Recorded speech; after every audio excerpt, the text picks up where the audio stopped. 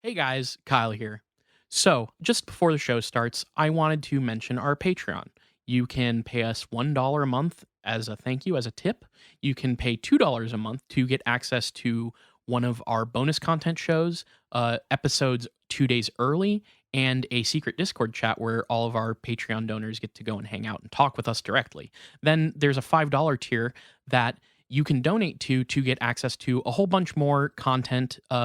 We have multiple bonus episodes on there. So please check it out. Patreon.com/itgetsweird. We don't advertise, we don't make money. So check it out and throw us some money if you think that would be cool. Thanks.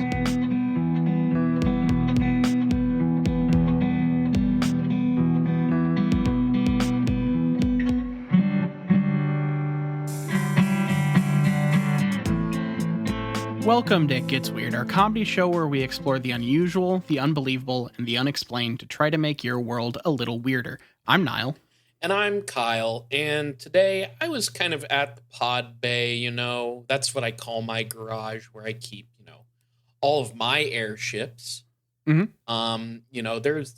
They've got all kinds of crazy contraptions and whatchamacallits and it's got all kinds of cool like steam, pipes that are blowing steam everywhere but they can fly is the point I'm kind of getting at. It honestly is basically an unregulated sauna with a lot lot of metal in it. So it's basically it's like if you yassified the place that Freddy Krueger takes people in dreams, that boiler room, Right. It's like if you yassified that.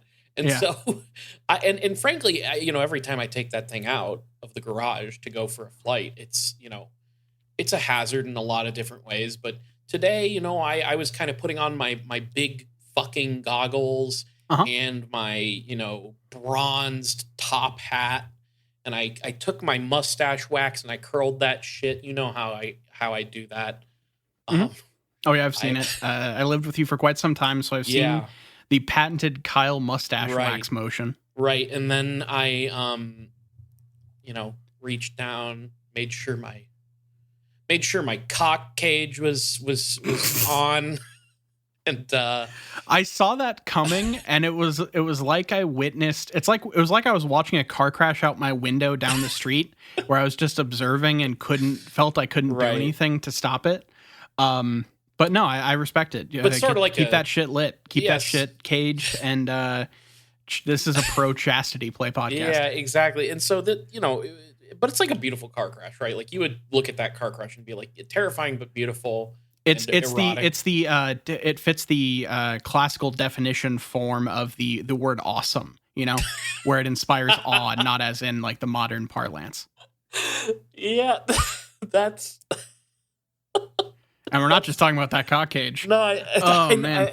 So anyways, I took mine for a spin. And, normally when I'm up there, I just, I get out there, I can see the bright blue sky and I take a big whiff of the fresh, clean air. And I kind of did that motion today on my airship. And do you know what happened to me, Niall? I think you might have crashed in a field in Texas. Did you hit like a windmill type apparatus on your way down? I did. I was hacking and coughing and wheezing because I couldn't breathe because the air is filled with precious smoke, which is how I see it. I see smoke as sort of like a precious thing for. It's kind of a holy sacrament. Yeah, but especially in the world of steampunk is kind of what I'm getting at. And yeah, I did end up crashing the fuck down. And I had to catch a plane home on my private jet to do this podcast. So do you think steampunk people have ever just like worshipped Inspector Gadget? I know it's not like he's not technically steampunk, but I think in all the ways that count, he basically is. Yeah, I mean worshipped. I mean, in what way do you mean worship? I mean, this is a peek into the brain of me. As soon as you started talking about whatever you just said about steampunk and the beauty of it and everything, I started thinking of like, has any steampunk literature or adaptation tackled what a steampunk religion would work like? And then I auto completed to, it would probably involve in worshiping Inspector Gadget. Yeah. And is that an actual clear line of thought that a normal person should have? Probably not, but I think spiritually it fits, and that's where it most counts. I can see the connection. What I will tell you is, in real life, I every year get to see what is effectively the Church of Steampunk when I go to Gen Con. There's a booth there. There's a couple booths there that are effectively that. But it's to each their own. I'm not about that steampunk life, except for the one airship that I own and crashed today. And your yassified Freddy Krueger garage. Right, exactly.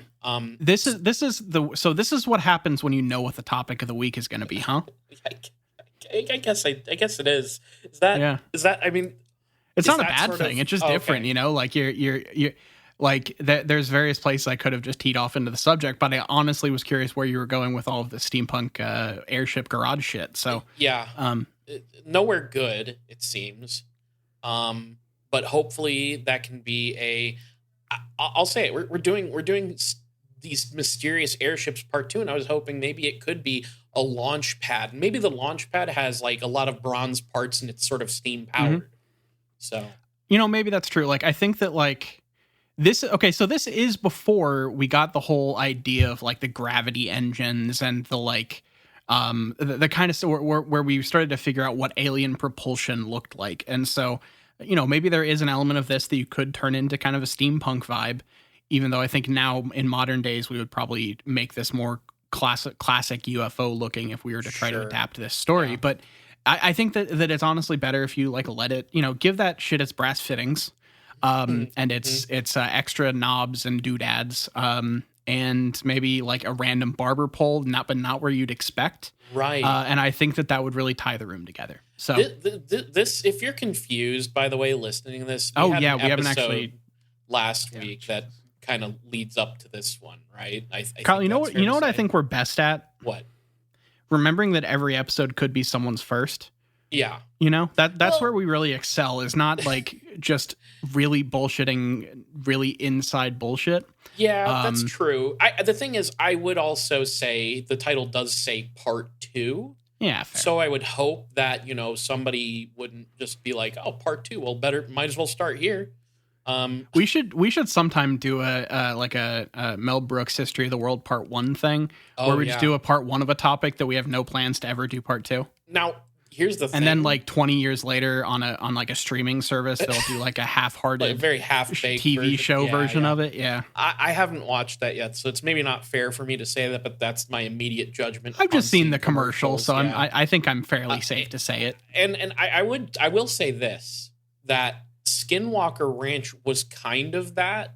True. Because we did an episode that I think got labeled as part 1, and we never returned to it until years down the road when I did the additional Skinwalker Ranch 2-parter with you and Garrett. So right. Okay. So I guess in some ways we did kind of do this, and we beat Mel Brooks to the punch. By a little bit. What if we label the episode as a part 2? So it's sort of a podcast equivalent of releasing pigs into the high school labeled 1, 2, and 4.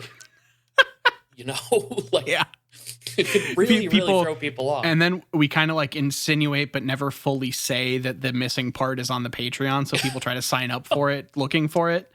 And then they all leave us like exit comments like, where the fuck is part 3 of this episode? Yeah, this is how we tank our ratings. But to be fair, people do go to podcasts. I'm always saying this, to get really confused. People do like podcasts to have the difficulty of geocaching. And I think that's really the next stage for It Gets Weird is making every episode a little puzzle. Definitely. We'll get it. We'll talk to our marketing team about that and see how they think that fits into our whole brand. So I'm glad you finished that sentence. So this week, Kyle, we are going to continue the thread pulled last week in the great 1896 airship event, the 1896 mystery airship wave. But today we're going to talk about the kind of UFO facing side of it in that we're talking about the 1897 Texas UFO flap. this is where it gets a little more brought into the UFO canon, a little out of the like Atlas Obscura type range, where it's just like, Right. oh, this is the like weird old timey event thing, and now we're going to get into what UFO researchers have kind of looked at a little more heavily, which is kind of interesting because like I said last week, there are places that will just look at this as one or the other and not really mention the other side of it, that like it got brought into UFO lore and everything. And then sometimes the people that are talking about the Texas stuff don't mention really that it was part of this wave of mystery airship sightings that was like has been heavily researched and everything to make it seem more kind of mysterious. Not all of them, but it is a common factor on the internet. Right. To the point where I had like half of an episode put together before I really got information that led to the whole, led to this being a two-parter. Sure. So it's just interesting from a research aspect to see how some historical stuff that if you had more context to it that people looked at would probably make more sense, because this whole thing doesn't seem quite as ridiculous when you look at it as a just this like weird thing that happened at the turn of the century when people were doing just like brazen stunts and lies and gags as a way to like basically as like just like a fun bit, Right. there was this thing happening. So a bit of a historical anomaly is what you're saying, but what I'm kind of wondering is like what was in the air at the time. Ships. What? Ships. Oh, that's what this whole sorry. episode's about. Right. No, I'm so sorry. Aside from the airships, I mean, culturally, socially, what was in the air at the time as a figure of speech, that like caused that specific year to prompt so many goofs and spoofs in the sky, I don't really know. Like we looked last week, we talked a bit about like Around the World in 80 Days and stuff, and how that was, I believe, published at the time of these things. So I think like the sci-fi literature movement is like starting, and kind of the like pulpy stuff is maybe starting in like magazines. Like I think that the speculative fiction movement has already begun at this point. Sure. So I feel like some of that plays into things. And I mean, it is also one of those things where if you want to try and, I don't know, think about it, not think about it, but like if you want to run with this theory, then maybe what you have to say is that like people, it's a lot like, the Bigfoot, the phenomenon where like a story will come out and then, copycats and people who claim to have seen the same thing will start popping up afterwards. And so maybe this is just sort of like a, I don't know what the term would be, because it's not mass hysteria. That's not good, but just people seeing that this is a thing that's happening. The first person does it, and then it's like a domino effect from there. Yeah, maybe. But then that also implies that like there's a bunch of people with access to like create airship pranks, which I don't know how true that would be. I don't know. It's funny how much when you're researching old UFO accounts, you get to a point where you just start reading, in the last however many years, the town had like the railroad that was supposed to be built there wasn't built there. So there was no traffic through the town, and it was on the verge of death. And then they started seeing all this crazy stuff in the sky. Yeah. And it's like, that is a thing that I have found in a lot of UFO cases that doesn't necessarily mean it was entirely faked, but is, it's within reason to think that some people were in the middle of an economic downturn and like, we need to get people to come to this fucking town. What will make it work? And they hear about some crazy airship two states over and decide, oh, that's interesting. That got written up in a way that I heard about it, and just decided to do that kind of shit. Like a lot of like harebrained schemes concocted in the back of like shitty bars is what a lot of this stuff feels like the more I read about it. Yeah. Here's the thing though. I choose to believe that there's a bunch of fucking weirdo mad scientists making weird experimental ships and trying to fly them over cities. I choose to believe that in this case, but 100%. So when I talk about the 1897 Texas UFO flap, we've talked about UFO flaps in the past, done a couple episodes. You've done more of them than I have. But basically, a UFO flap is just a concentration of UFO sightings in a specific time period, usually in a specific area. And there are theories in the UFO community as to what makes these things happen, why they happen, and why they happen where they happen, which will come in. I think I have a little bit on that idea later on. And if not, I remember reading some stuff about it. Because there will be some names later on in this episode that pop up that you and I are both very familiar with, that kind of the people that brought this stuff into the UFO canon, which we'll talk about in a little bit. But first, let's get into the actual Texas UFO flap. What's wild about this whole thing is that this basically took place over the course of just like a week, between April 13th and April 17th of 1897. There were, in total, 38 reported sightings of airships across 23 counties in north central Texas. Some of them varied outside of that region a little bit, but it was very concentrated in that kind of one area, with 9 counties reporting multiple sightings.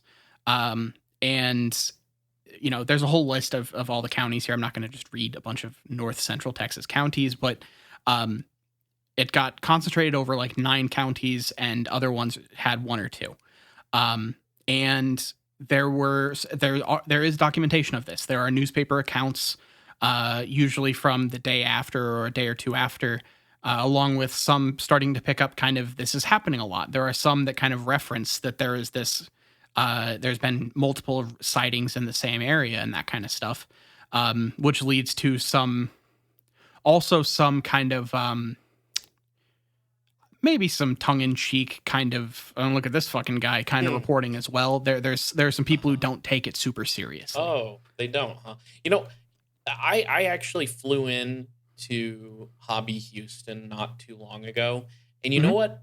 You know how like airports love to have, you know, like memorabilia that's related to the state. Yeah. So like there was a giant blue horse. Yeah. Well, yeah, that's a unique case for the Denver airport. The Denver airport is, which I'm still kind of convinced it was just a troll job, but that's a whole other theory. A troll job that killed the person who made it. It is a really crazy story. Like the Denver airport is strange, but it's like, you know, probably not a conspiracy. It's human strange, not conspiracy. Yeah, it's exactly. Now, Hobby Houston, I was kind of walking through the airport. One of the things that they do have that's very cool is they have, I don't know if they were the original suits. They may have been replicas, but they had like 2 full astronaut suits since NASA's there. Yeah. However, I also walked past some glass cases that had, if I'm remembering correctly, giant Texas belt buckles and like boots. Okay. Which was like, were they somebody's, or was this just like, they may have been somebody's? There were also definitely some that were showpieces, but here's what I'm thinking. Here's my pitch. Why not get a commemorative, like, you know, brass airship model and put that shit in the airport? Like, what is it? You know, that this is such a crazy, I mean, you say it's a UFO flap, but yes, they're reported as airships, which, I mean, you know, tomato, depending on who you're talking to. But I just think like let's do that. And I mean, I guess you can keep the belt buckle and the 10-gallon hats and the all that stuff, but like put an airship in there. Why not? Go crazy. Yeah. See, a lot of these airships are like 60 to like 150 feet long. So but I think you could do some models pretty easily. Like someone could put together, get the like local elementary schools to work on some like dioramas of some of these crashes and stuff. I think that would be really cool. We got to get those fucking they got to find something to do for those elementary school kids. We got to get those elementary school kids learning the real facts of history. For real. They should know about Kenneth Arnold before they know about Benedict Arnold, you know? If I had my way, Nile, if I had my way. Yeah. That's my new campaign plan for the next election. Is I'm going to go for some education board seats, which honestly I think that my plan is better than a lot of the like Republican shit that people try to press in education plans. I'm not going to be banning any books. I'm just going to be trying to get more books about UFOs in your kids' libraries. Dude, can I see your schedule? Oh, dude, I got Mrs. Williams for third period ufology. Yeah. I have ufology on one side of campus, then I have to go all the way over to the parapsychology wing for period 4. And it just like I'm running all over the building all day. And they don't have the maglev trains working. So this is conspiracy scholarship. Cool. You can argue with the parapsychology teachers that like, well, what if I just stayed in the previous classroom since that I'm already on the other side and I just remote viewed in? What about that? Yeah. So you've got to like get your permission slip signed to remote view into class. Exactly. Shit. That'd be a cool school. Yeah. I'd go to school if that was the subjects. And Kyle, you and I are really just giving up all of the like $1 million ideas of our young adult franchise where it's conspiracy high. Oh God. You're right. Shit, that's ours. By the way. If anybody listening to this, that's ours. TM. Yeah. So the earliest reported airship sighting in Texas came from rural Denton. The best ever death metal band out of Denton. Yeah. Okay. That is. Once I said that phrase out loud, you're right. Do you ever have that where like something like when you say something out loud, it just like triggers something in your brain? Yeah. Definitely. Yeah, so the best ever death metal band out of Denton is actually an airship that crashed in 1897. Actually, I don't think this one crashed. This was just a sighting. But this was the first Texas airship / if you believe the revisionist history, UFO sighting on April 13th, 1897, when a couple... Oh, no, sorry. It was just a person who was out stargazing with a pair of field glasses, which I'm assuming that's like is that like bird watching spectacle type shit? Probably. Field glasses. I'm guessing that's like binoculars. They saw this very dark object moving across the moon and described it as being approximately 50 feet long, cigar shaped with 2 large quote unquote mugs sticking out from either side, a beak like a ship's cutwater at the front, and a large rudder or steering sail at the rear. Oh my God. Remember, I really should have saved my whole Skies of Arcadia thing from last week for this week, because this is like a straight up fucking like ship in the sky. Yeah. Let's see. Did this guy see that, brunette twink from Treasure Planet in there? I don't think so. Most of the like, I forget. This guy I don't think heard or saw anything. Bummer. But I think we might have some more cases where people actually saw human beings in these things. But continuing, where the beak joined the main body of the object, there was a light that he said paled the moon with its brilliance. So very, very strong spotlight on the front of the craft. Pale blood.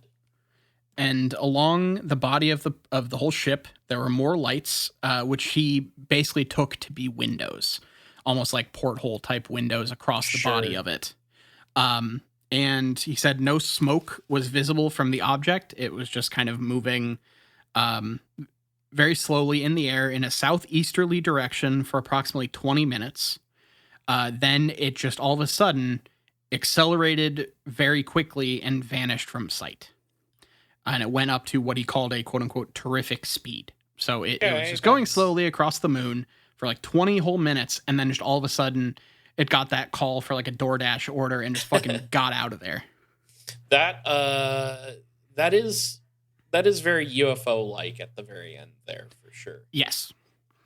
So this sighting was corroborated by a lady in Denton who described a very similar object moving in the same direction at a slow speed and then suddenly accelerating. However, she wasn't using any sort of like magnification, so it didn't have any more detail to add.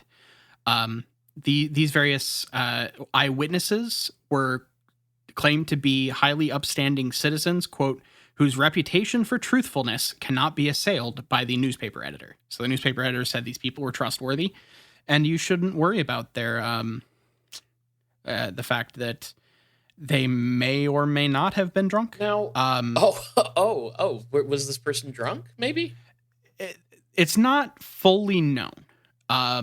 There's just kind of a side note on some of the accounts that's like that, you know, they're upstanding people, but were they sober? We're not sure. Now here's the thing that I find very interesting about a lot of the sightings that we've covered in this and the previous episode is we don't have the conception of the flying saucer, which is now the ubiquitous UFO image. But of course, like cigar shaped is a UFO image that we now have after the fact of this sighting. But this person's clearly describing it as like if an actual like sailing, like a boat were to be, you know, sailing through the sky. Yeah, so, with boosters on the side. Yeah, you know? And there's like quite a few like a lot of these sightings just seem like this was, you know, before any of these like UFO things actually entered the sort of public consciousness, you know, like it. So it's interesting to me that we're like looking back on it and saying things like cigar shaped when in reality it doesn't sound like that's the language they would necessarily use. Like, did they literally say cigar shape? Let's see. Or is this somebody's editorializing? So I believe this is from a newspaper article from the time period where they are quoting the guy saying he described the object as being about 50 feet long, cigar shaped with two large mugs, which was his word, sticking out from either side. The beak was his word. And the fact that the bright light paled the moon is in quotes for there too as well. So there are a couple things that are directly his words, but it is an account that it was being given from somebody else. Well, still, it is interesting. I mean, cigar shaped is an interesting word there, but like it still doesn't scream what I would think of as the classic UFO. So I don't know. I don't know. It's interesting. Yeah, it does have kind of a vibe of like a pirate ship in the air in a way that a lot of modern, but like when you think about the idea of cigar shaped, if you're looking at it from below, the whole of like a ship in the sea would look cigar shaped from below. Yeah, it makes sense. So yeah, it is interesting to think about that as like how that trickled down into actual UFO lore. So this was the first, as far as I can tell, UFO sighting in the area since an 1873 sighting, which I didn't do a lot of research on because it might end up being its own episode at some point.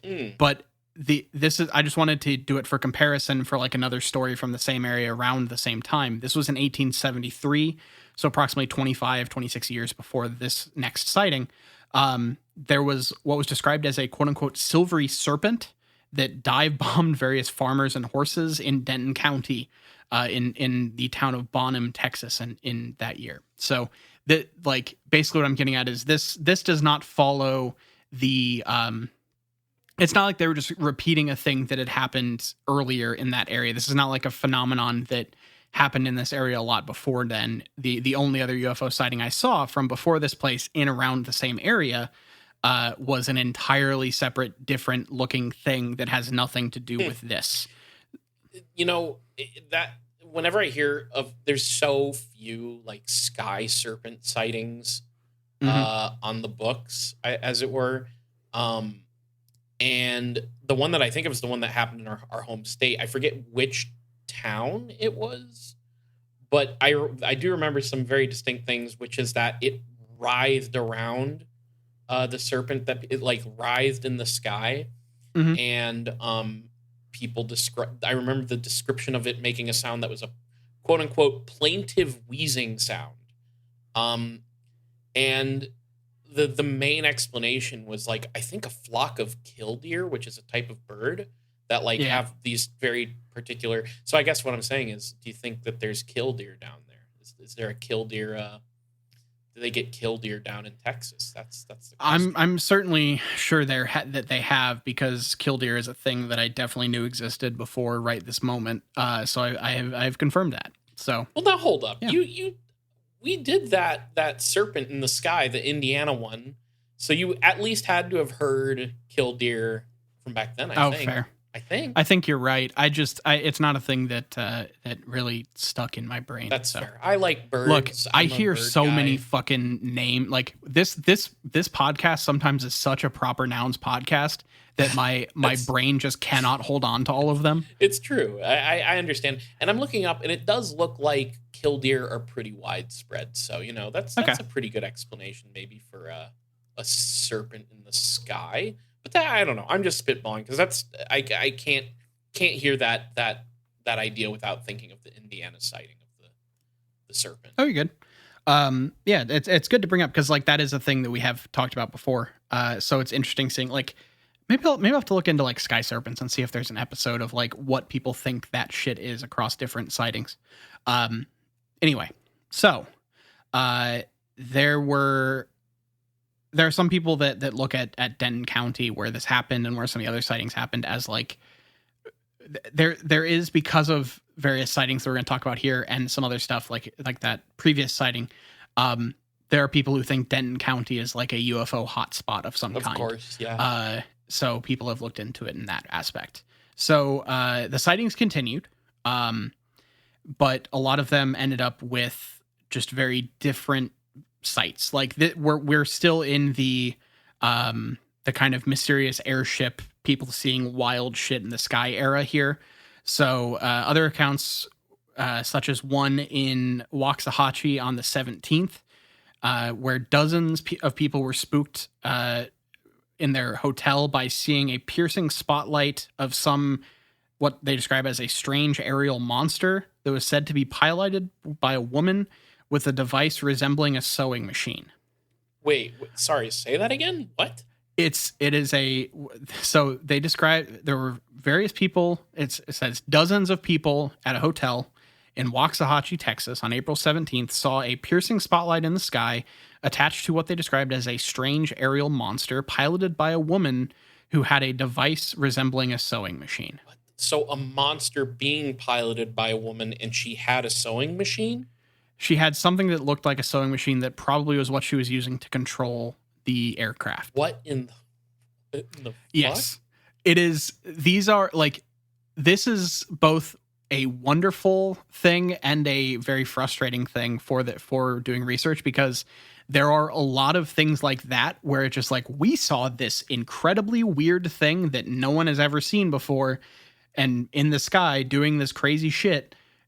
And there is 2 sentences about it in the entirety of the written word. Like, no, there is no additional information to be found on a lot of this stuff. It is just, these are the sightings, and most of them were probably faked. So, there was one of the witnesses to that sighting, W.H. Patterson, speculated, quote unquote, his satanic majesty or Beelzebub has something to do with this traveler in the lower stratum of ether.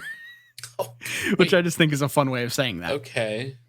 So this is a person that looks at the sky in the old school kind of, Right. the Ethereum kind of thing. Sure. So earlier that same day in a town called Stephenville, over 25 people they claim to be prominent witnesses, including the town's mayor and a couple like local major family members, claim to have seen and actually met various people that they called the aerial wanderers. The aerial wanderer is a ship, I guess. They saw a big ship that was piloted by people that they actually talked to the people inside of, because the aerial wanderer had some troubles and it actually came down to the ground for emergency repairs. They described it as a cigar-shaped body about 60 feet in length, with immense arrow wings and upright rotors fore and aft like a metallic windmill. And it was powered by what they called storage batteries. And so they talked to this downed craft, and the people piloting it, who were identified as Tillman and Dolbear as their names, who claimed they were, quote unquote, making an experimental trip to comply with a contract with certain capitalists of New York. Okay. So this is a thing that you'll see in multiple accounts where anytime they talk to these people, a lot of times they will give you either kind of a like very non-specific answer of like, oh, we came from, and then like they might as well be saying we came from Timbuktu. Like there are people that will say we came from like a mystical land and we're fucking weird, whatever. Or there are people who be like, yeah, this is like a really, really important job for me from some rich guy in LA or New York. Oh, hey, I'm from New York. My airship's flying here. Yeah. You know, hey, I'm flying here. Yeah, There's a lot of exactly. that in this. I'm surprised no airships ever like crashed into each other in this wave because they seem to be fucking everywhere. So How depressing would that be for the pilots, though, if they were just like actually some of the only people fucking flying around in the skies at that time and they just so happened to crash? They must feel really, really stupid. Yeah, it really is weird. And so as more sightings happened, people started to get like kind of gather reports of what these things looked like, and there was somewhat of a consensus. A lot of them had cigar-shaped bodies with cabins 50 to 60 feet long, and there were propellers at each end, along with large bat-like wings and huge floodlights at the front and back. That's what fore and aft mean for ship, right? Front and back. I think, yeah. I think so. Well, there were big floodlights fore and aft, which I believe is front and back. I've been using fore and aft for my front and back, so unless I've had that sort of wrong. Sit your aft down. So most of the witnesses didn't interact with any people, pilot or crew or anything. However, there were cases like the one I just described where they did include it. Like not only did some people like talk to them as they were flying low enough and like yelling at them and stuff, but people did meet aircraft that had either hit something and gone down or had just like had landed for repairs or sometimes to like get supplies or stuff like that. Like there's a variety of these kinds of reports covering all of that kind of all those options. So some people straight up just talked to these people, like I said, and got reports of where they were coming from. One of a correspondent for the Dallas Morning News, who was in Waxahachie, reported this long conversation between a local judge named Judge Love and an airship crew, which claimed to be from the North Pole.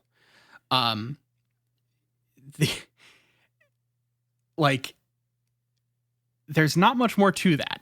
Basically, there was an airship that someone talked to, and they just claimed to be from the North Pole, and that's where they were going back to. And like it was I don't know if they were trying to slip this in under the believability of Santa Claus or some shit, but you get really wacky stuff like that where it's like, we're from the North Pole, we're from Montezuma, we're from like, not that I know Montezuma is an actual place, but for when you're looking at this time period, there is a sense of like Orientalism where like Hong Kong is similar to like a mystical city for a lot of people in this era in terms of how they talk about people from those places. Do you think maybe that there was a family in the area who were going through a late 19th century sitcom style situation where they needed to make their child believe in Santa Claus again and it just kind of got out of hand? Like, here's the thing. That is a ridiculous thing to ask me, but it is also very much in line with a lot of the things that I'm reading. Like you see just as much of like just wild accounts of, oh, I saw this people and it was like three people in a trench coat that were claimed they were from the South Pole going on an expedition. As well as you also see people being like, oh yeah, the local Liars Club decided to make up a bunch of shit. So like you just saying what you said is perfectly reasonable to be an explanation for something in this flap. Here's my other question. Do you think that Judge Love has a dark counterpart named Judge Hate who he has to battle every couple of years when he resurfaces from the underworld? I think that he has a button in his armoire that occasionally he will press, and it will open a secret compartment in the back, which just keeps all of his all of his clothing is like palette swapped to be reversed from his normal clothing.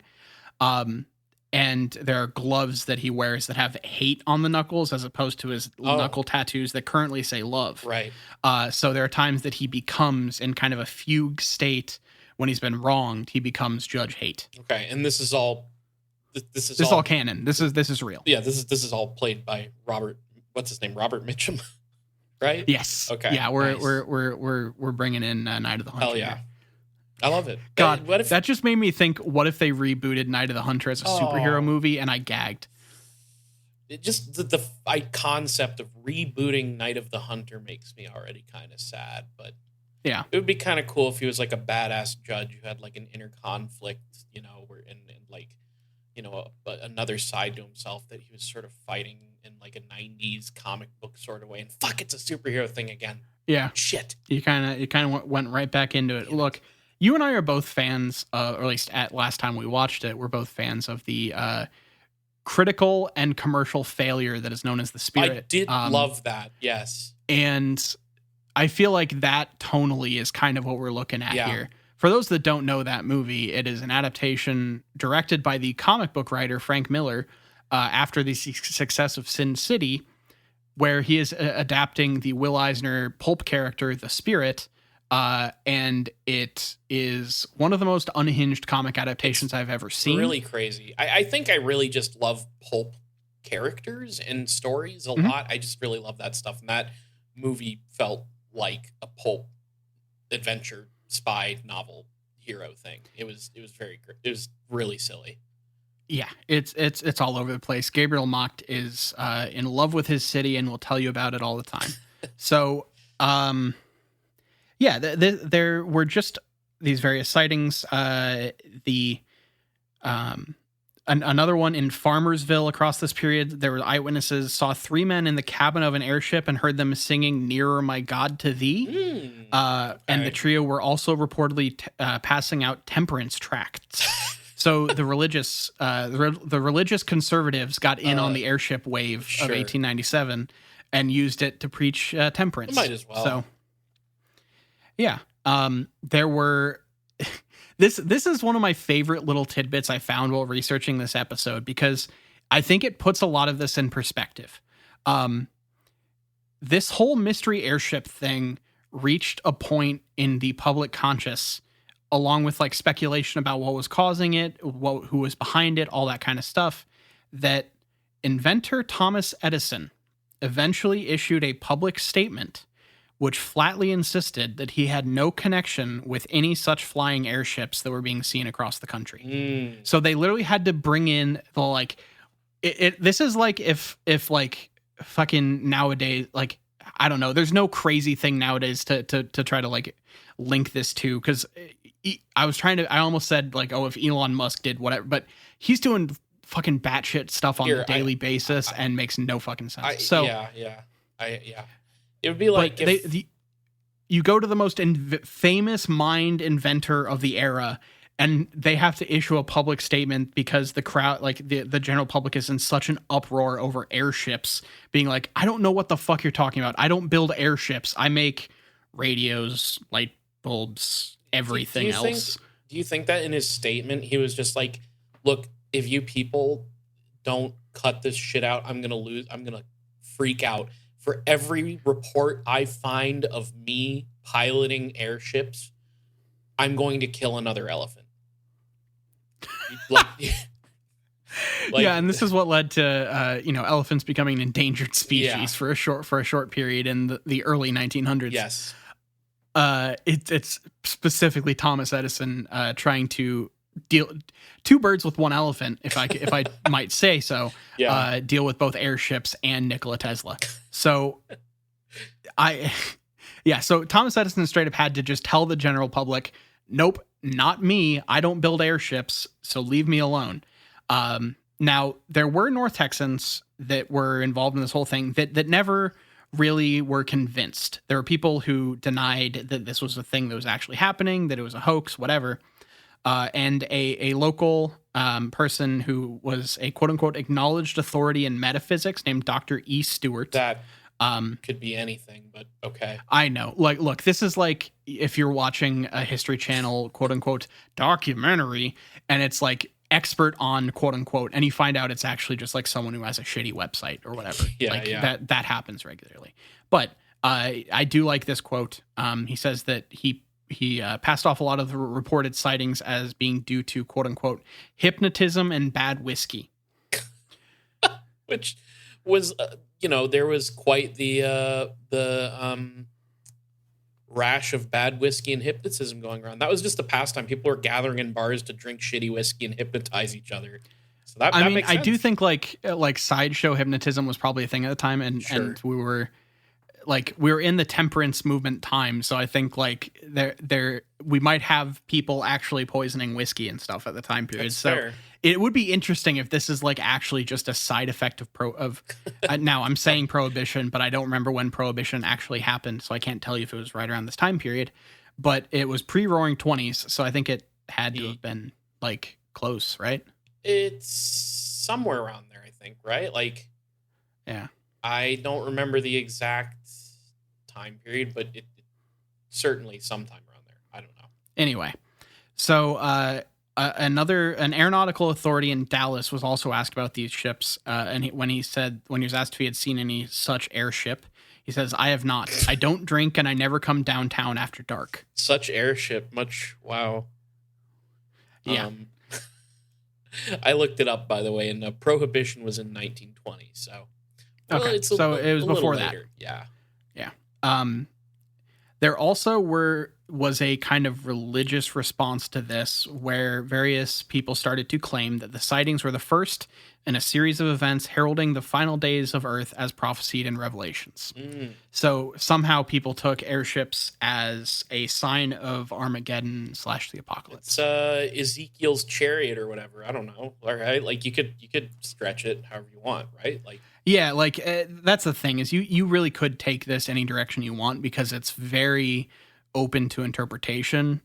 Just even from because you have things as varied as, oh, we're just like an aerial club from New York, and also, oh, we came from Mars. I did also or the North Pole. I said that somewhat confidently without knowing if Ezekiel's chariot has something to do with Revelation. So. Look, I just went with it because it sounded correct. I think I don't know if Ezekiel isn't part of Revelation at all. But yeah, look, if you say things confidently, you get through most things without being questioned. But I bet you, somebody, the Bible fans out there are probably just like, now hold up a second. Hold up. Yeah. So let's get into the actual, I don't know if I've actually said this yet. I was about to say, let's get into this thing that I don't think I've set up. So can we take a moment? I just want to say that I think we should stop calling people who are into that whole Christian thing. Like, I think it would be better to not call them, followers of the teachings of Jesus or Christians. I think we should start calling them like Bible fans and Bible heads. Bible stan? Yeah, like a Bible stan or a Jesus stan. I stand for Christ, Yeah. Because it really is what is a religion but a fandom with more rules? I bet. Yeah, exactly. I bet I would have made a great youth pastor. Because I could just riff on this all day. You know who had the ultimate riz? Jesus Christ, because he so loved all of humanity and died for their sins. I look, here's the thing. Yeah. The idea of you trying to, on the regular, both preach Christianity, but also interact and identify with teenagers is actually a thing that I think would be very funny to hear. So I don't know what the Patreon goal would be. Oh, Jesus. But let's send #send Kyle to seminary. And let's see if we can get this going. Oh, fuck. Yeah. Okay. Well, you raise it. It's going to be a lot of money that I'm going to be required to. Yeah, we have to at least cover your tuition, bare minimum. That's yeah. So, what I was getting at is there is one case at the center of this whole Texas flap that is kind of the calling card for this whole thing. This is the episode originally was just going to be about this one crash. Then it turned into a UFO flap in Texas, which then turned into a entire airship event across 2 years. So this is the research version of scope creep. And let's talk about the Aurora, Texas UFO crash of 1897, which is in some cases, some places refer to it as one of the most like well researched or like most reported on UFO sightings, which I think is kind of weird. I don't know if that's true. Lots of stories claim that, but go ahead. Yeah. So the Aurora, Texas UFO incident occurred on April 17th, 1897. If you'll remember, that is the last day of the Texas UFO flap. And Aurora, Texas is a small town in the northwest corner of the Dallas-Fort Worth area. And this is the one that has been most brought into the UFO canon because it involves the body of an alien. So, this was first reported on April 19th, 2 days after it happened, in the Dallas Morning News. An Aurora resident by the name of S.E. Hayden is the main person that you'll find referenced in terms of like the original reporting on this case, because they're the person that wrote that first article about it 2 days after it happened. So that's the main source for the actual on-the-ground information going forward. The alleged UFO plummeted to the earth, striking the windmill on Judge J.S. Proctor's property before breaking away and hitting the ground, destroying the judge's flower garden. Now, there are places that will say the windmill was actually, I think, a silo or something. Like, we'll get into this because this has been caught up in modern ufology stuff. So like this has been investigated on like History Channel shows, and they've tried to find some stuff about it. So we'll get more into that later, but it may or may not actually have been a windmill. Just setting that up now. So it sounds like you're tilting at windmills here now. I know. I'm Don Quixoting up in this bitch, and I won't hear anything about it. So after this thing just crashed. Like the impetus for this whole event is a UFO came down in the sky in the town of Aurora, Texas, hit a windmill or silo, and then crashed, just destroying a fucking flower garden. And that brought a bunch of townspeople from Aurora coming to see this weird wreckage and seeing what was happening. It was, we're in small town Texas here. There's not a lot going on, so this is like a major event in the town. They did supposedly find the remains of the craft's pilot. However, the body was mangled and burned. However, it was still intact enough that the residents of Aurora could clearly see that, as the newspaper said, the body was, quote, not of this world. An Army officer then arrived from Fort Worth, and he seemed to agree that the body was that of an alien being. He stated that it was possibly a Martian. Now, where does that come from? I don't fucking know. This person just decided that it's probably a Martian. I'm guessing they were using that in the kind of common parlance of like a Martian being just like an alien. It's something from Mars. That was the little green man kind of vibe in that statement. More so than I think specifically him claiming that the physical body of Mars is involved in this. So they claimed that the debris from the crashed spacecraft was made of a strange metal that people could not identify in the town of Aurora. Unobtainium. It basically. It was described as looking like a blend of silver and aluminum. However, it was much heavier. So it was, it was weirdly heavy for the size that it was. They also found paper-like artifacts with hieroglyphic-like writing on them. The townsfolk that came in and were looking at all this stuff didn't really know what to do next. They were kind of stunned, of course. This was a weird occurrence. This isn't a thing that happens every day. And they decided that the first thing they should do is bury the body, because it's a dead being. Regardless of where it's from, it deserves a quote-unquote proper Christian burial at the local cemetery. So that's what they did. Okay. They gave this dead alien a full-blown Christian burial ceremony. If you get buried properly in Christian ceremony, do you get to go to heaven? Or depends on what you believe, because there are some places that even if, I don't know if you can be buried without being baptized, but there are some denominations that you would have to be baptized first, and others that would require some form of deathbed confession, or so tentatively the answer is possible. It's possible depending on the denomination. God, deathbed confession. Christianity's so fucked up.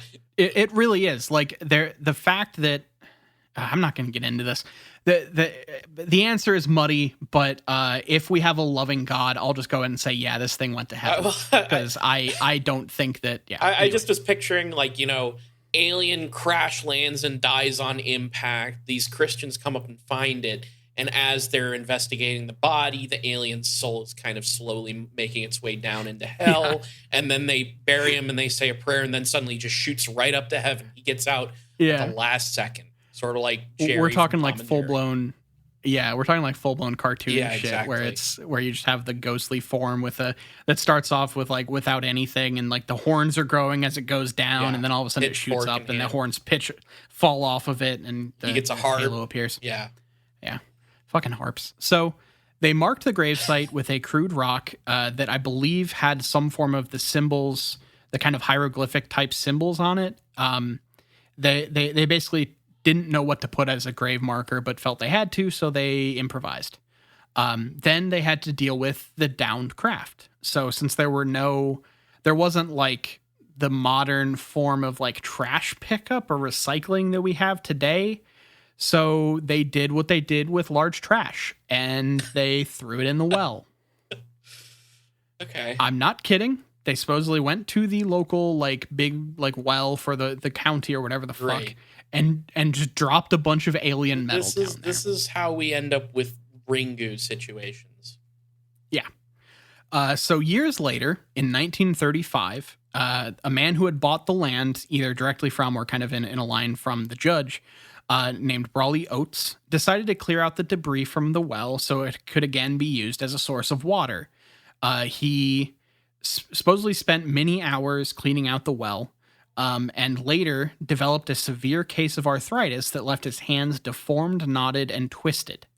Oates believed that the water in the well had become contaminated from the alien wreckage, so he actually filled the well in with concrete and built a shed on top of it. So this was like a thing that is a little bit after the fact, but that's one of the things that people bring up when it comes to saying that this is a UFO case, is that there are these kind of repercussions after the fact in ways that make people think it was like an actual alien craft, not just like a hoax or like a human being making an airship, because this stuff happens in the future. Then that was like kind of the end of it at the time period. Like this whole thing died down, like we talked about last week. And the flap was over. Edison had said, "Hey bro, not me." And everything kind of settled down, and you were kind of quiet. And then in 1940 we had Roswell, and that started the UFO shit again. So then comes the 1970s, when the idea of an alien body being hidden underneath like a kind of nondescript headstone that was bearing some weird insignia that is described in some places as several small circles drawn inside the Greek letter delta. Not sure what that means. But there was this kind of local legend that started to creep into the people in the area, that there was an alien body hidden on a farm in the area. So there was people who started to try to go find that body. It became this kind of almost like local haunted house type challenge, like where kids would know about the alien body and they would like dare each other to do shit. And eventually some people started to try to dig it up because they wanted to see the actual body or do some research on it, whatever. Someone finally took a metal detector over the grave, and the readings indicated there were at least 3 large chunks of metal that were buried with the pilot. Now, a few years later, the headstone had actually gone missing, and then someone discovered a metal pipe protruding from the ground where they thought the gravesite was, and the pipe was removed, and the site was metal detected again. This time, there was no hits for metal underneath. So there's this kind of thought that because someone went and digged it up and just found this pipe, that this whole thing was like grave robbed at some point in this time period. So people think that someone made off with the body, and depending on who you are, what your theories are, and what you like, what your predilections are, you kind of have different thoughts on what that might be, from local kids, pranksters, Sure. whatever the fuck, all the way up to some sort of governmental cover up, which will kind of get brought in pretty heavily more once the ufology starts to spring up and get codified in the 70s and later. So yeah, this is that is like the majority of the time period stuff. So let's get into some of the kind of I don't know, I guess call it the studying of this case. The people that started to look into it and look at it after the fact and try to figure out what was going on. Because one of the early people that first started to really dig into this case was an author named Michael Busby. He developed a theory that he thinks explains the events of April 1897 in this area. He thinks that it was taken apart, like this whole thing was done by a group of people called the Sonero Aero Club, who I talked about last week. Yeah. And he's the one that kind of brought them into this. So he thinks that what crashed in Aurora was an early experimental aircraft, and the pilot was actually just a badly mangled human and not actually an alien at all. This is a theory that I don't see it get explained away for Aurora as much now, but it's a theory that holds a lot of water when it comes to the other aircraft sightings in this area at the time, and just like the overall airship wave of this whole time period. So like this is a thing that he's probably on point for some of it. I don't know if he's on point for Aurora or not, but he kind of pushed it in that direction pretty heavily. Then there also have been people that tried to like dig into the grave site more and look for maybe like people still try to go to the grave site and find any sort of detail or scrap or remnant of an alien body.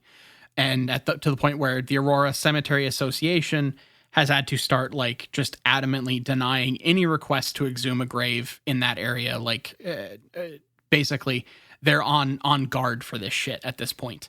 And it leads to a lot of people citing that like local law enforcement doesn't let them investigate the alien crash. Like there's this kind of weird slant to that response in a lot of UFO blogs that talk about this stuff as like trying to keep the information quiet, as opposed to just like there's nothing there and they've been hassled for like 30 years about it, you know? I mean, if you're looking for UFO stuff, you're gonna find UFO stuff because you're already looking for it. Like you can kind of make that evidence, quote unquote evidence, appear in a story like this. Yeah. So there are a lot of theories for what actually happened here. Another theory that kind of thinks of it as a hoax comes from a former mayor of Aurora, Texas, named Barbara Brammer.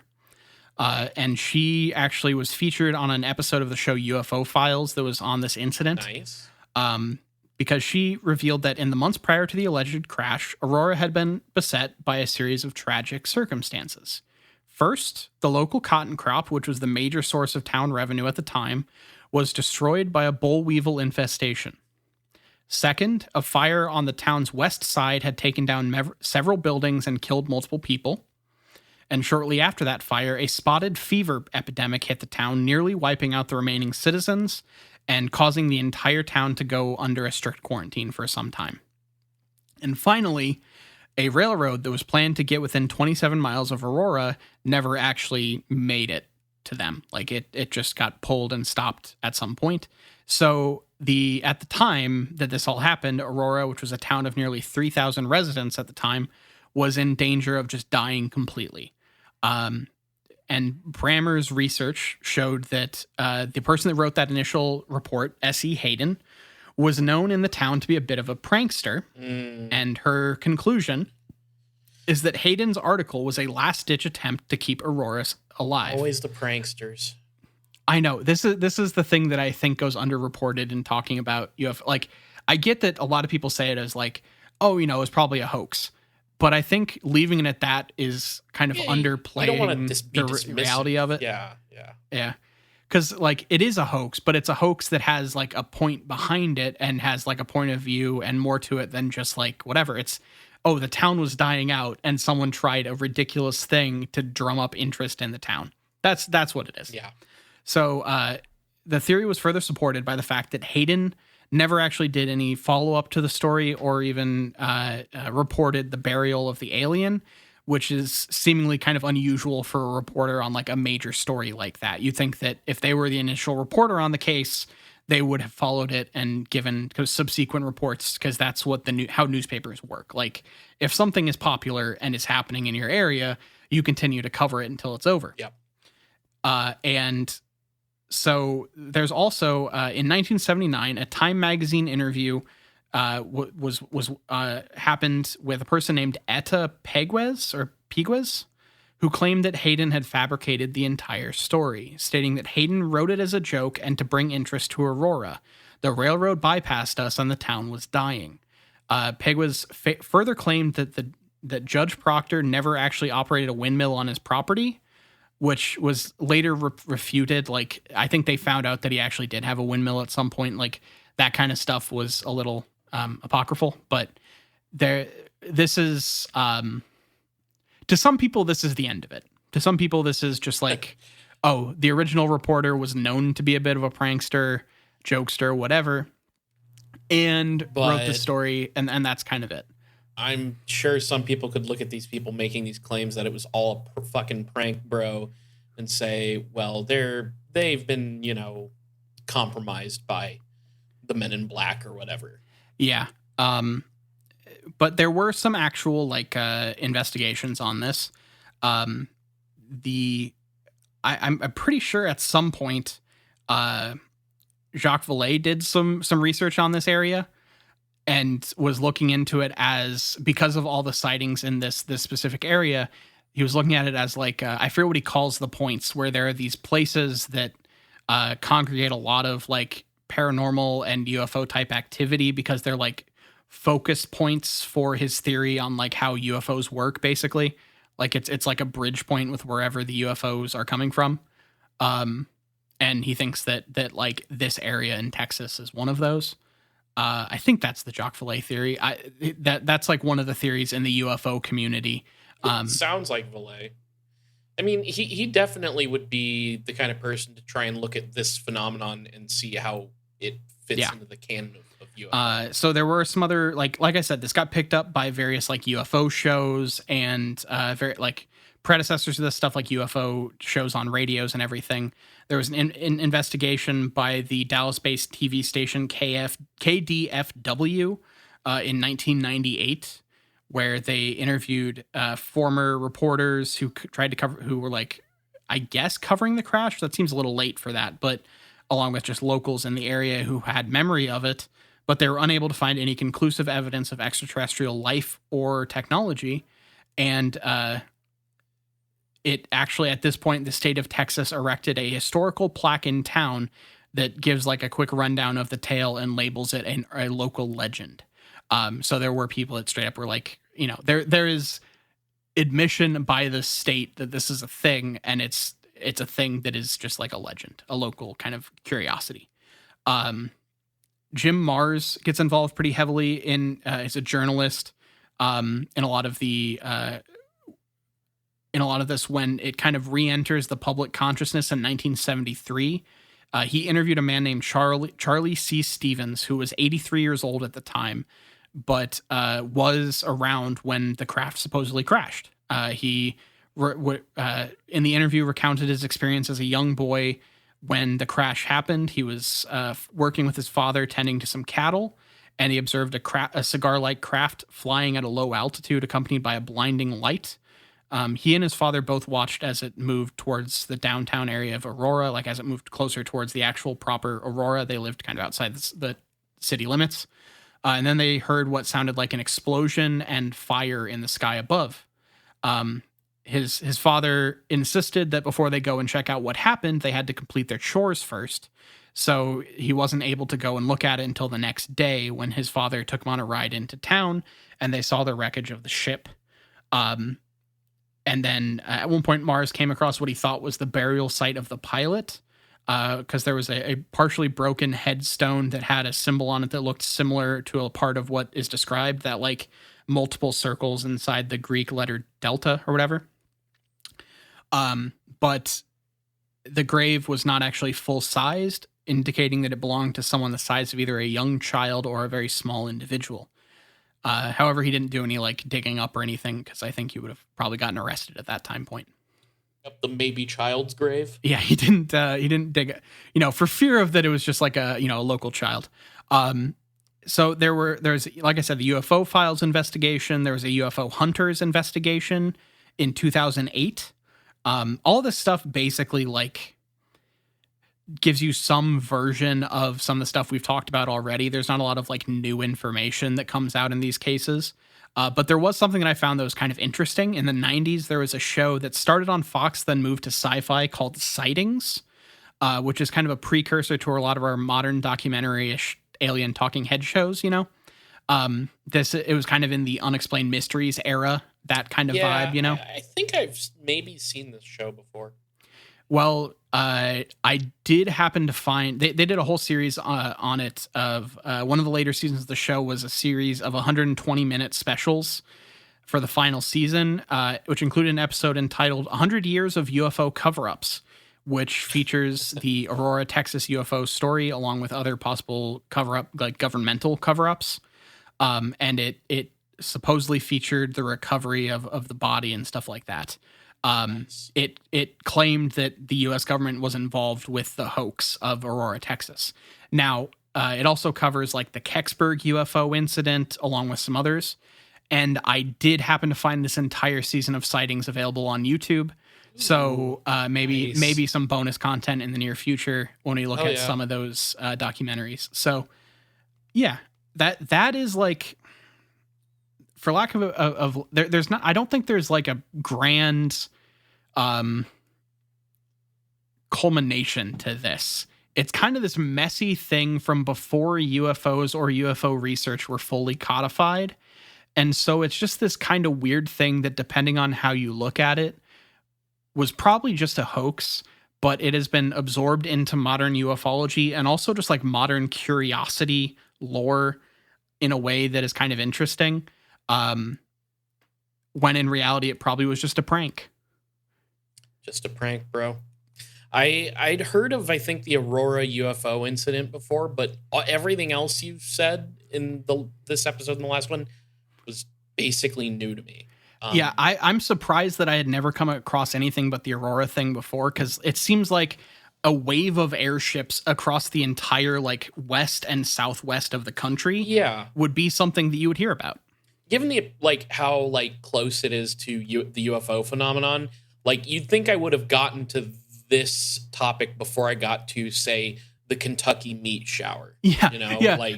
With how many times the phrase historical UFOs has been uttered on this podcast, I'm surprised it took us this long to get here. Yeah. But to be fair, I hyper focus on the 50s and 60s. So yeah. And I Google random shit until I find something interesting. Or sorry, I DuckDuckGo, because Google is really bad at finding information these days. It gets worse and worse and worse as time goes on. It's really good at finding bootleg t-shirts and really bad at finding anything useful about UFOs. Yeah, if you want an aggregated list that's clearly been scraped from a bunch of different websites and maybe Twitter, then that's Google's your thing. But DuckDuckGo remains the king of searching online. Yeah, agreed. So yeah, are you ready for a big question?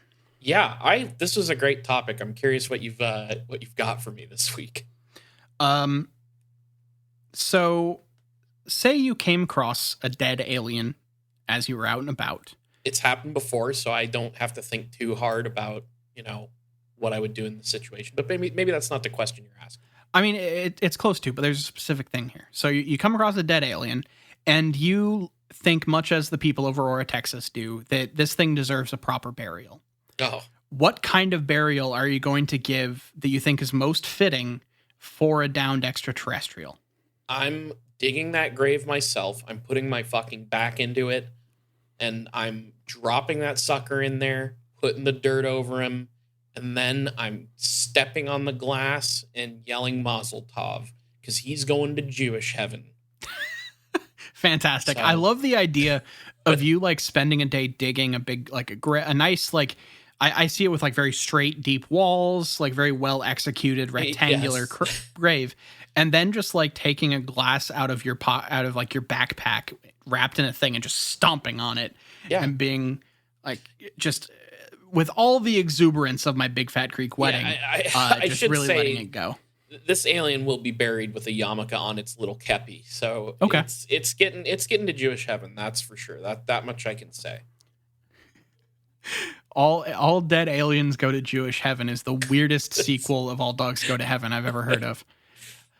Oh man! What about you? Are you sending them to a Christian hell or something? No. Look, is there a type of burial you can do in Christianity where it's guaranteed they are damned to hell? I think in Catholicism, if you're buried outside of a Catholic, like not ordained, that's not the right word, sanctified, like on non-sanctified grounds, I think you do end up in either purgatory or hell. Damn. So yeah, tough break for the Catholics. Or just commit suicide in most major Christian sects, and you'll end up going to hell. That's fair. So yes, I'm instead, because I think that like, I don't know a way they bury people in that planet, wherever the fuck this alien is from. I think I'm going to just kind of get a little weird with it and see if I can give this thing a sky burial. Oh, nice. And in doing so, basically, I'm going to take it to the highest point that I have access to that seems kind of remote, and I'm going to build kind of like almost like a nest, like twigs and fucking blankets and shit, and make kind of just like a platform nest kind of thing, and leave it up in the sky to do gnawed on by birds. Yeah, sky burial. Maybe I'll start a whole new fucking like mutation in birds in this area, like after they eat from some like rotting alien meat, they become weird alien birds. Yeah, kind of cool. A little biodiversity. What if we took the idea, since this is the Airships episode, we took the idea of a sky burial like a bit more literally? Okay. Are you thinking of like firing them out of a cannon in a skyship, in an airship? Yeah, in a sense, but let me add a little bit of a flavor, a little bit. Oh, please season this idea. Because like, how in like high school or maybe middle school science class, like your teacher would like have like a flame and they would put different, things through the flame to show you the chemical reaction and how the flame would turn like green and blue and stuff like that. Yeah. I imagine that's what happens when you throw an alien into like a big fire. So what if we got in our airship, we loaded that fucking alien ass first into a cannon and then shot that little gray sucker into a volcano to get the biggest, green fire chemical reaction that we can, that volcano starts fucking popping off with green fire. That would be so sick. That's a really good idea. However, can I offer one alternative? Sure. Do you remember bringing up science class? Just really brought this up in my brain. Do you remember that thing in science class where there's like you get a big glass jug with like a thin top, and the guy, your science teacher. Yeah. This is the only joy that they experience the entire year because they get to do some stuff with fire. Where they put some really high proof alcohol in the jug and kind of coat the inside of it, and then drop a match into it. And it does this really kind of fancy, fiery, explosion-y type thing. I think we mix your ideas of like, we're trying to get some color in there. We're going to make a light show, but a big glass jar elevated in the sky with the alien body in the center of it, then getting that like rhythmic fire shotgunny thing that happens with that effect, with some color, some lights, some stuff, really make a whole meal out of it. And I think that is what I want to do as the perfect sky burial for my alien being. I like that. All good ideas. And as we now know, aliens do have a sort of chemical makeup that makes fire change colors. So Yeah. But not the color you'd expect. Not the color you'd expect. I'm not telling you which. You'll have to try it yourself. So yeah, that hopefully this has been an interesting thing. This has been our 2-episode long journey into the idea of the airship wave of 1896, and some UFO stuff. So, are you ready to take care of some business? Yes, I am. All right. If you want to follow us on social media, we're going to be on Twitter at IGW Podcast. You can follow us on Facebook.com/It Gets Weird Podcast. And we're on all your favorite podcatchers, including Stitcher. I think is dying. I think Stitcher is going to stop being a thing. So, I think it's just going to be like a podcast network for like their own shit. So if you use Stitcher, kill this stuff? I think Spotify is doing a lot of weird shit with podcasts, and also the bubble is just kind of bursting a little bit. So yeah, Stitcher will be around for a while, but if you listen there, if you're learning it from this podcast, you might have to go somewhere else. But we're on Google Play, Apple Podcasts, Spotify. Look up It Gets Weird wherever you find your podcasts, and we'll probably be there. Twitch.tv/It Gets Weird. That's right. We stream on Twitch. I've been playing some Game Boy games on Twitch recently, and Colin and I have been playing Elden Ring, and we have other streams planned for the future as well. So please give us a follow there. Email us at itgetsweirdpodcast@gmail.com. What color do you think the fire turns when you dump an alien carcass into it? Let us know, and we'll read your email on the show if you got it right. Patreon.com/itgetsweird. Look, we have a $2 tier and we have a $5 tier. At the $2 tier, you get the show It Gets Weird TV every other week, where Nile and I are discussing right now the X-Files season 1. We talk about a weird show on there, and then listeners who donate get to, vote in a poll and decide what weird show we're going to watch next for that podcast. So that comes out every other week. Then at the $5 tier, you get access to It Gets Weird TV plus a bonus show that comes out in the off weeks of It Gets Weird TV. Sometimes it's me doing a thing. Sometimes it's Nile doing a thing. Sometimes it's a movie that we've watched. And so you're getting bonus content every single week. Plus, there's even more now.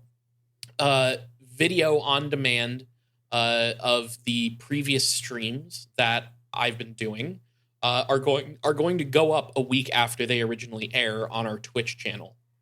So you have 3-4 hour long Twitch videos that you can watch, and they're going up on the $5 tier on Saturdays around 6:30. So check that out. $5 tier is the best bang for your buck for sure. But you can also donate to the $1 tier where you don't get anything out of it. You're just saying, hey, I like your show. Here's a buck. Whether you donate to the $2 tier or the $5 tier, you get access to the main show 2 days early on Friday instead of Sunday.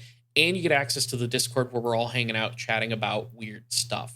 If you can't donate to the show, please tell your friends, tell your enemies, tell your congressman all about It Gets Weird Podcast. All right. Thank you all for listening and supporting the show. This has been It Gets Weird, and I've been Nile. And I'm Kyle signing out. Peace.